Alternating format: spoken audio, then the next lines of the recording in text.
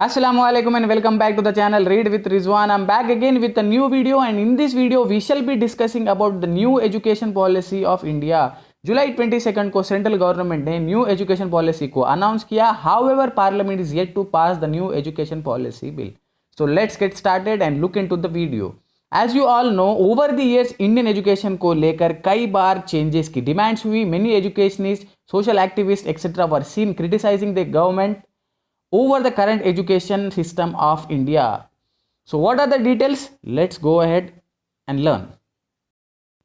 Purpose of new education policy 2020. Government का main aim ये है कि to introduce several changes in the Indian education system from school to college level. New education policy 2020 aims at making India a global knowledge super power. Independence के बाद education system में ये सबसे बड़ा change है. इससे पहले 1968 एंड 1986 में चेंजेस हो चुके हैं. So this is the third biggest change in the education policy of India. New education policy is dedicated unit for digital and online learning. Because of pandemic, online learning has gained a lot of momentum in India. We can expect the same in future too. Our most important changes, government approved to rename Ministry of Human Development to the Ministry of Education. Gross enrollment ratio, मतलब के number of students enrolled in a given level of education as a percentage of official school age को raise किया जाएगा 50% by 2035. At present India का gross enrolment ratio है 25.2%. GDP increment in education to increase from 1.6% to 6%. अब ये सबसे बड़ा welcome change है. गवर्नमेंट ज़्यादा इन्वेस्ट करेगी एजुकेशन में, जिससे एजुकेशन सेक्टर को काफ़ी बेहतर किया जा सकता है.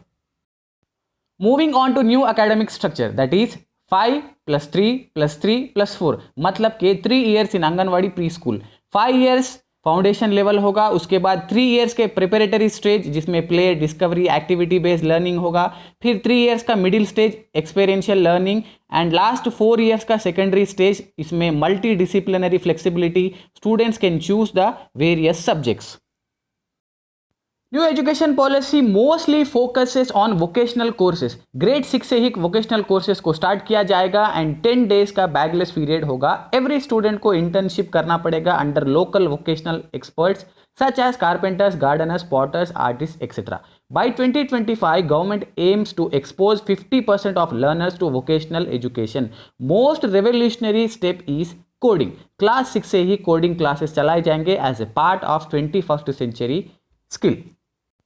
Coming to the most interesting part, exams. Exams का स्ट्रेस रिड्यूस करने के लिए exams will be conducted in 2 parts. One is objective, second is descriptive.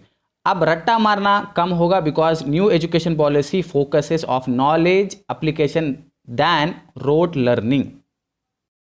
New education policy में स्टूडेंट्स को सेल्फ असेसमेंट करना होगा, मतलब कि टीचर्स के साथ साथ स्टूडेंट्स अपनी असेसमेंट खुद कर सकते हैं. This will improve the critical thinking. अब यहाँ सब सोचेंगे चीटिंग के चांसेस ज़्यादा है, बट नो, टीचर्स के साथ साथ अदर क्लासमेट भी रिव्यू करेंगे. अब बात करते हैं हायर एजुकेशन की. First thing, commerce entrance exam for universities. After 12 अगर किसी को यूनिवर्सिटी में एडमिशन लेना होता है देन एंट्रेंस अटेम्प्ट करना होगा, फिर कट ऑफ लिस्ट एक्सेट्रा.